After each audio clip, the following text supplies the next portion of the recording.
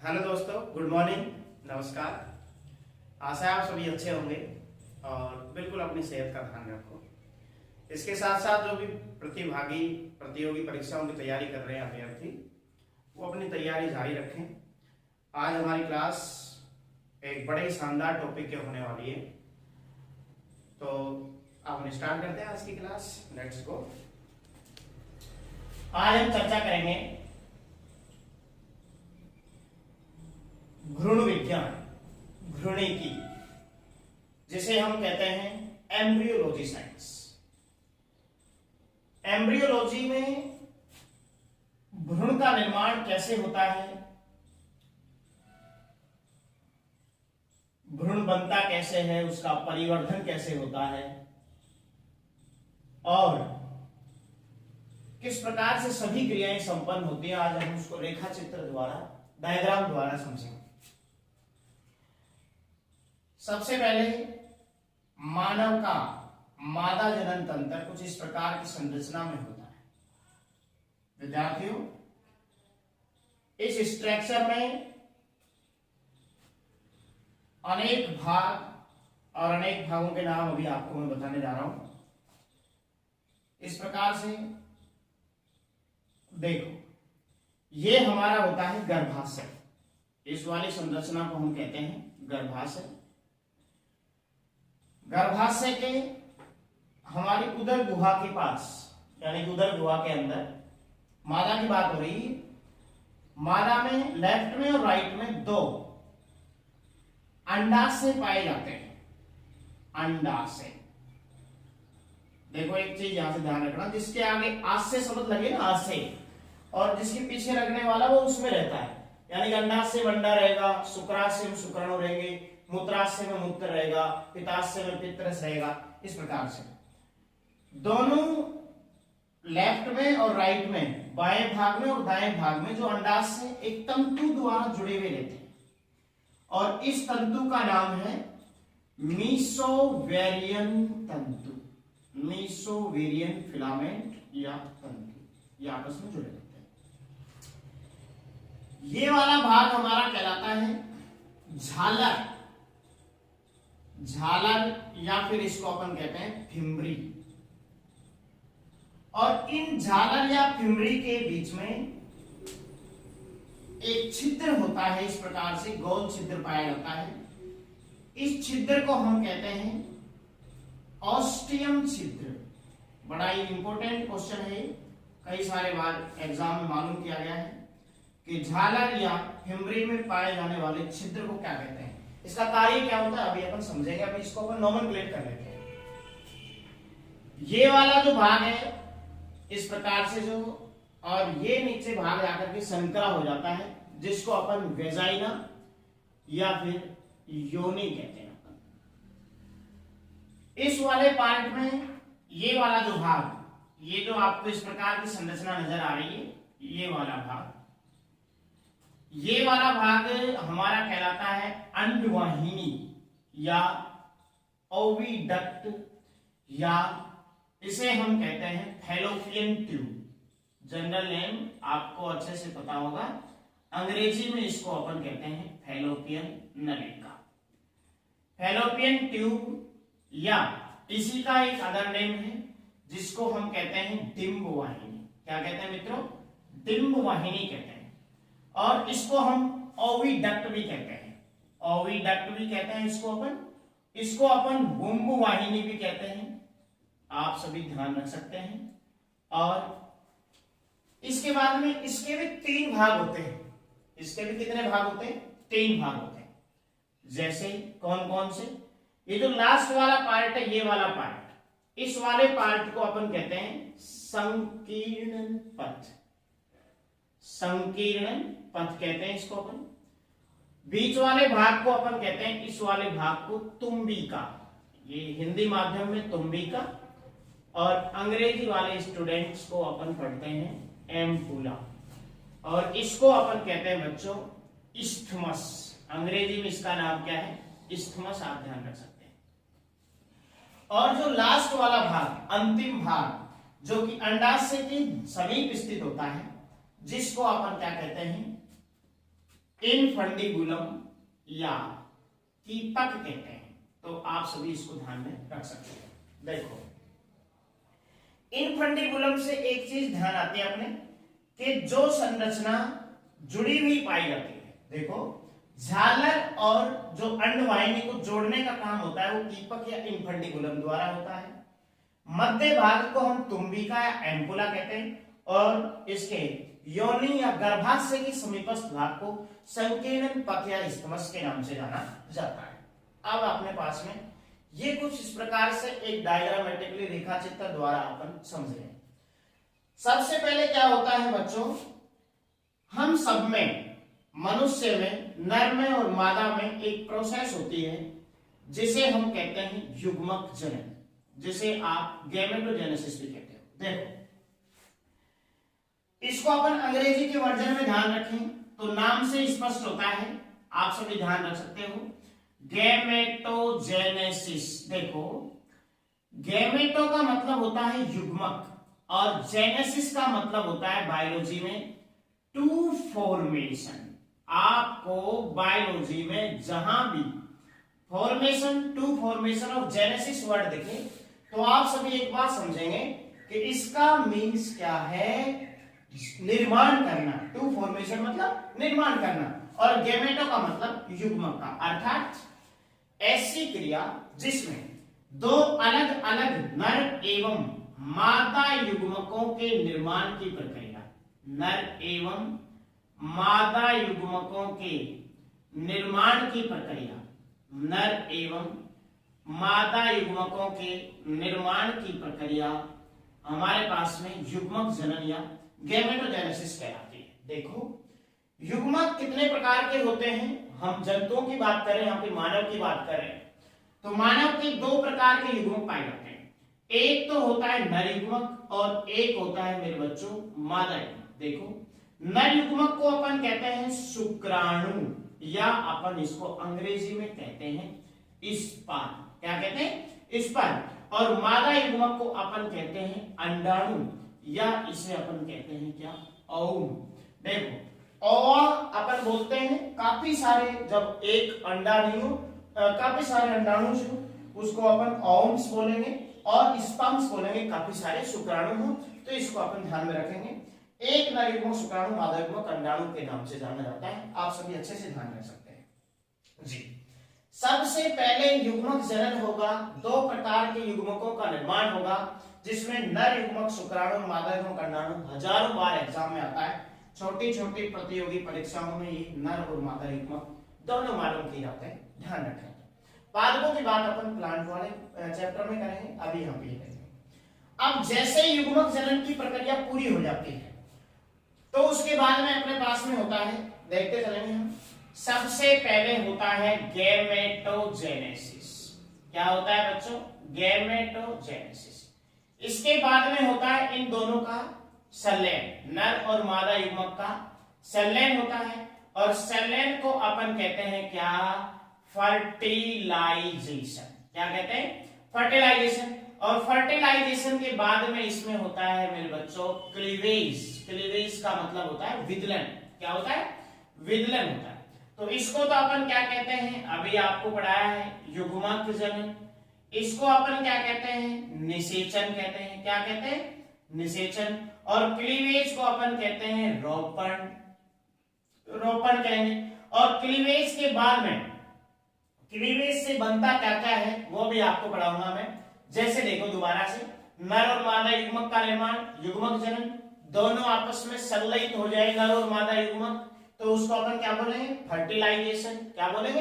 Fertilisation. और मानव में fertilisation की जो प्रोसेस है वो किस भाग में संपन्न होती है? आपका क्वेश्चन रहेगा कि सर मानव में निषेचन की क्रिया कहां संपन्न होती है? तो हमारा आंसर रहेगा कि बेटा डिंब वाहिनी के एम्पुला वाले भाग में। कहां संपन्न होती है? डिंब वाहिनी के एम्पुला पार्ट में। Fertilisation is takes place at ampulla part of oviduct in all humans. हमारे ह्यूमन में कहां पे होता है?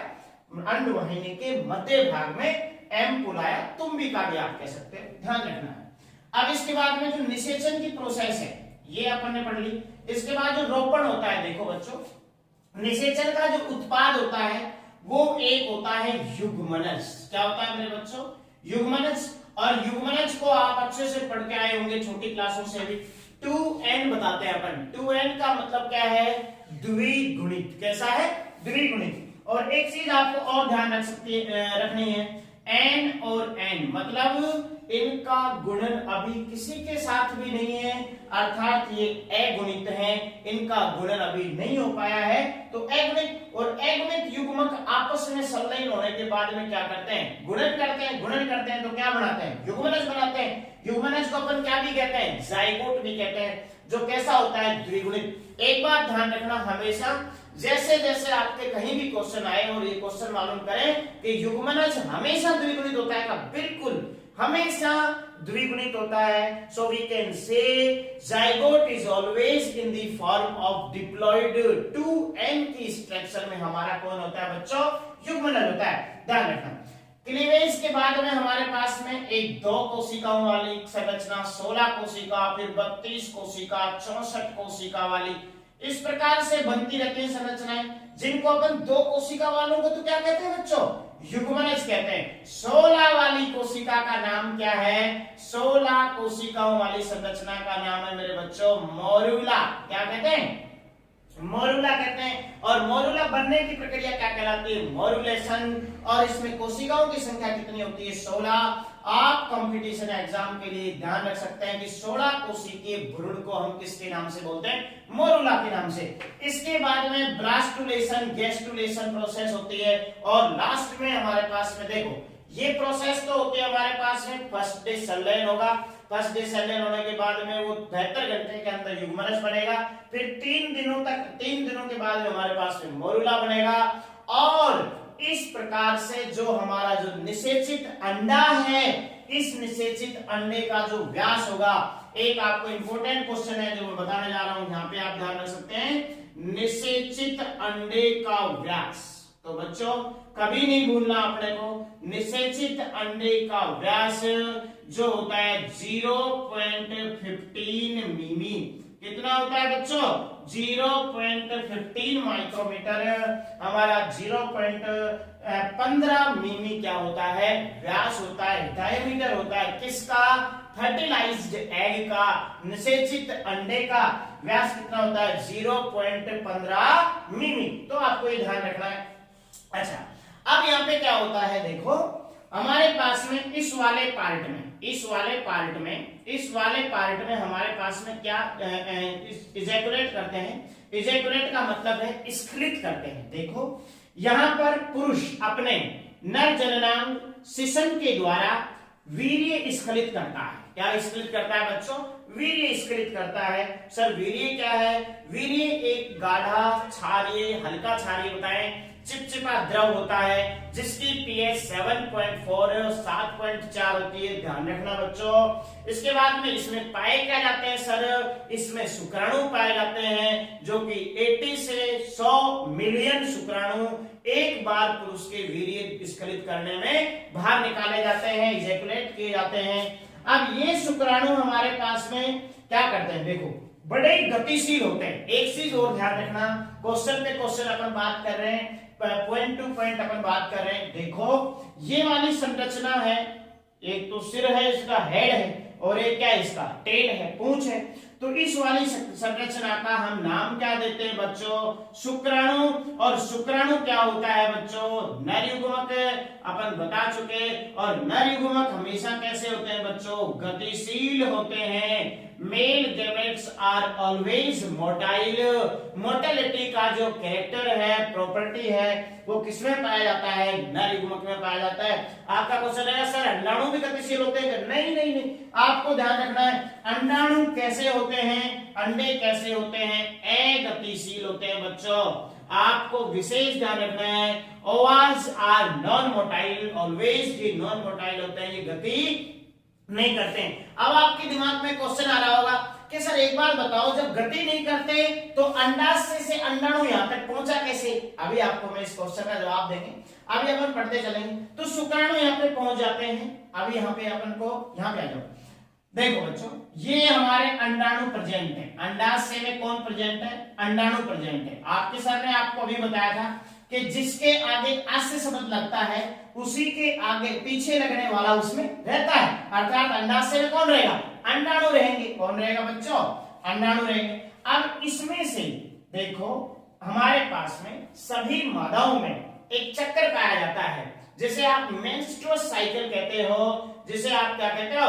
मेंस्ट्रुअस साइकिल। अब इस साइकिल में एमसी पीरियड के नाम से, इस साइकिल में जो 14वें से 17वें दिन की क्रिया जो होती है, इस क्रिया को अपन कहते हैं अंडोत्सर्ग। ध्यान रखना, अंडोत्सर्ग या ovulation process takes place between 14 to 17 days of menstrual cycle. 14वें से 17वें दिन में कौन सी क्रिया होती है? अंडोत्सर्ग। देखो बायोलॉजी नाम से स्पष्ट है, अंडो प्लस उत्सर्ग, अंडे का उत्सर्जन, अंडे का बाहर निकलना। अंडे का बाहर निकलने का मतलब क्या है?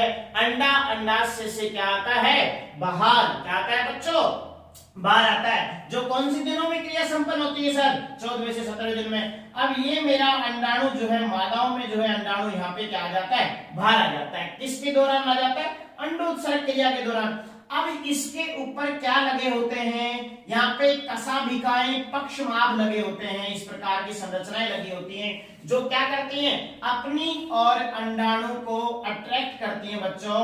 जो हमारा मीजोवेरियन तंतु है, इसके पास में आपको ये गोल गोल जो संरचनाएं दिख रही है, ये क्या है? हमारे अंडाणु हैं। और अंडाणुओं को पक्षमाभिकाओं द्वारा, कशाभिकाओं द्वारा अपनी ओर क्या किया जाता है?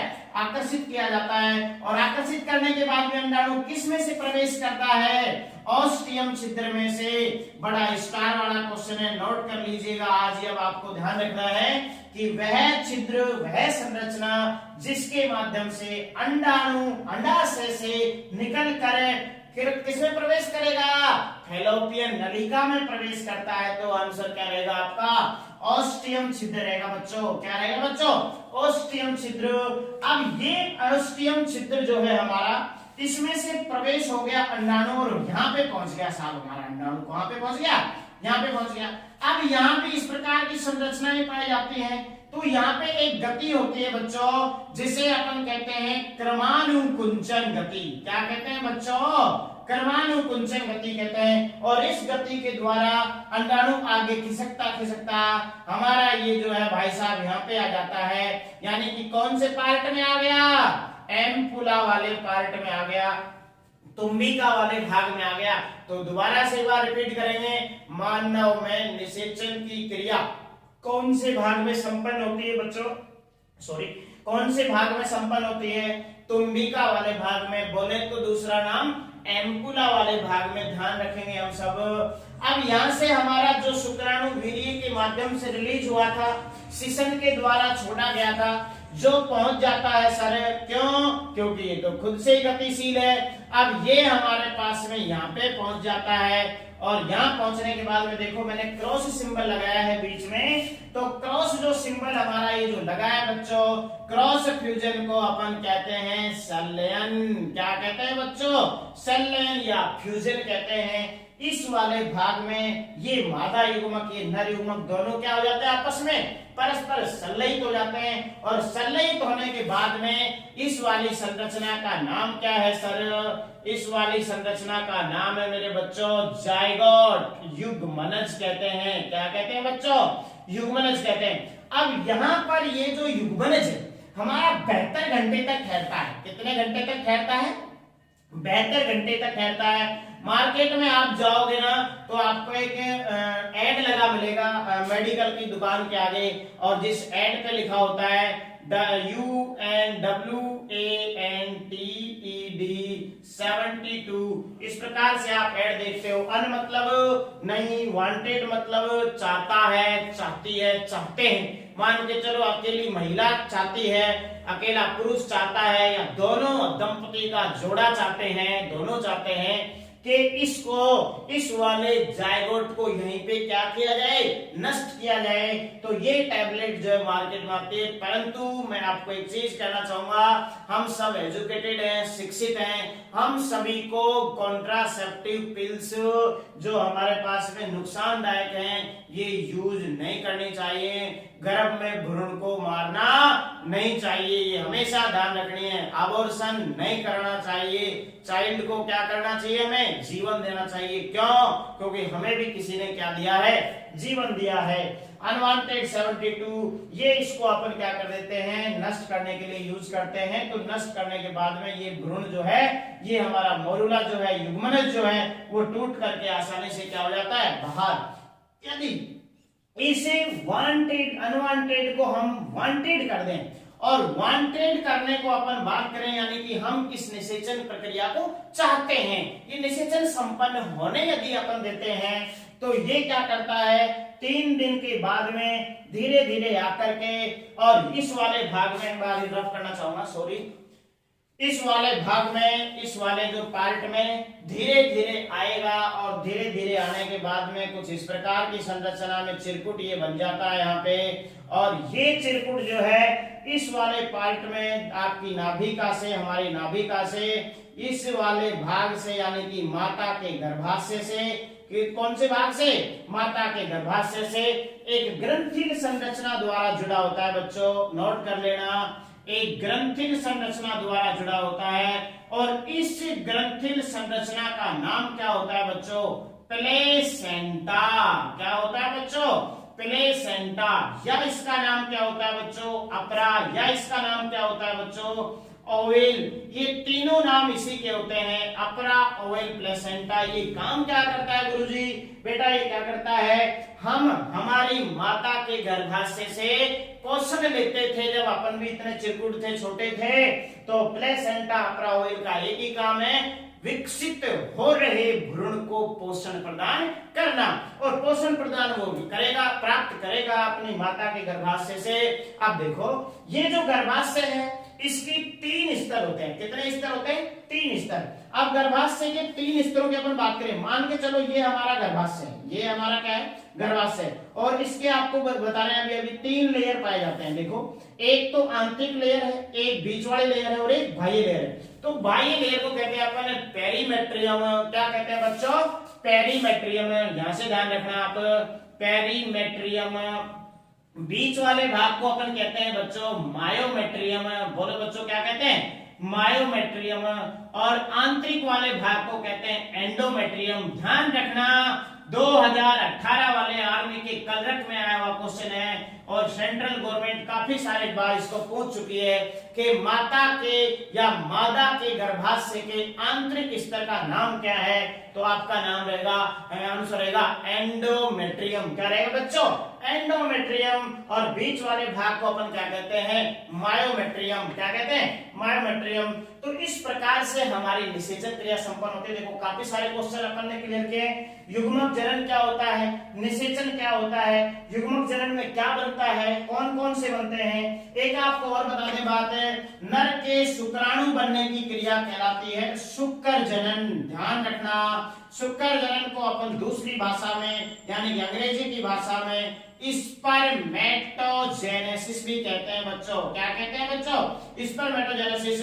और मादा युग्मक अंडाणु का निर्माण क्रिया oogenesis कहलाती है। क्या कहलाती है बच्चों, oogenesis या अंड जनन अपन इसको कहते हैं। क्या कहते हैं, अंड जनन कहते हैं। और इस प्रकार से हमारे पास में एम्ब्रियोलॉजी एक छोटी सी जो है अपन जनरल लेवल पर अपन पढ़ें कि 11वीं 12वीं लेवल पे और सामान्य विज्ञान के लेवल पे तो छोटे छोटे क्वेश्चन अपने से क्लियर होते हैं। ये सारे के सारे क्वेश्चन आप नोट कर लीजिएगा, इसका स्क्रीनशॉट ले लीजिएगा। Thank you so much, thanks for watching, best of luck.